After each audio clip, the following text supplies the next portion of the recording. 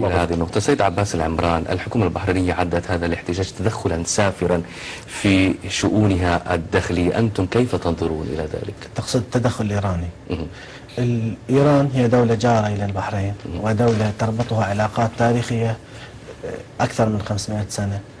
هذا من جهة، والشعب الإيراني والشعب البحريني تربطهم علاقات دينية وعلاقات ثقافية. هناك مزارات تربط هناك مزارات يحج لها البحرينيون في إيران. هذا من جانب. الجانب الآخر، هناك الآن مجزرة في البحرين خلال هذا الشهر. هناك العديد من القتلى ويقتلون بدم بارد برصاص القوات الغدر السعودية التي تدخلت.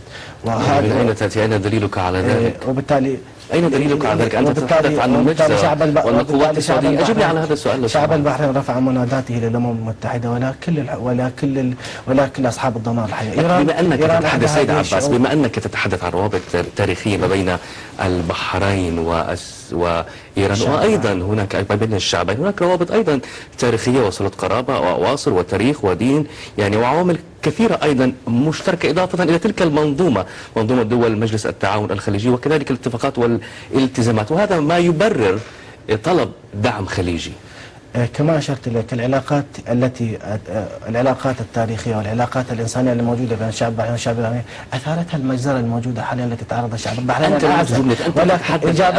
أنت تتحدث عن مجزرة ووصفت رصاص الغدر السعودي، طلبت منك أن تقدم لي دليلا على ما تقوله. اليوم هناك احتجاجات حدثت في البحرين.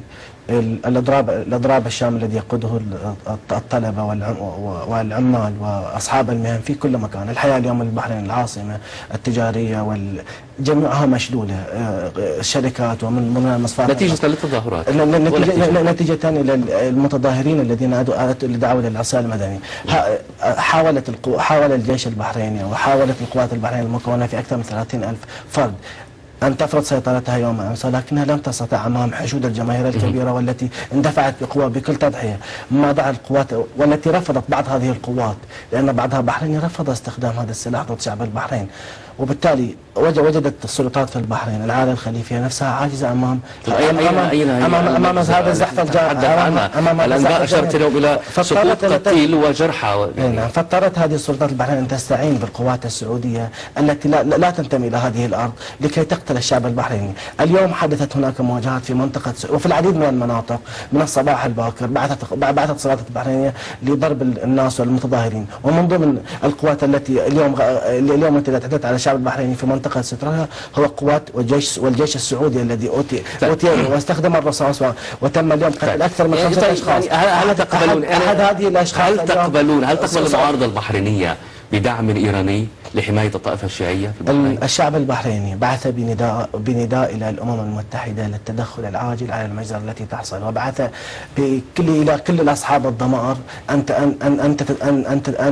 أن تساند الشعب البحريني وتنتقد هذه المجزرة. وبالتالي من أين ما يأتي المساعدة؟ الشعب يعني أنتم لا تمانعون من تدخل إيراني؟ لا نمانع. ترحبون لا نمانع من تدخل الأمم المتحدة ومن أي شعب له ضمير حي. أنا أسألك، أريد إجابة واضحة، هل تقبلون بتدخل إيراني؟ نرفض التدخل السعودي المتعجرف. التدخل السعودي هو تدخل. وهل ترفضون التدخل الإيراني؟ نرفض التدخل السعودي لشعب على في الانتهاك للأراضي البحرينية، ونعتبره تدخل احتلال. هل تقبلون بتدخل إيراني؟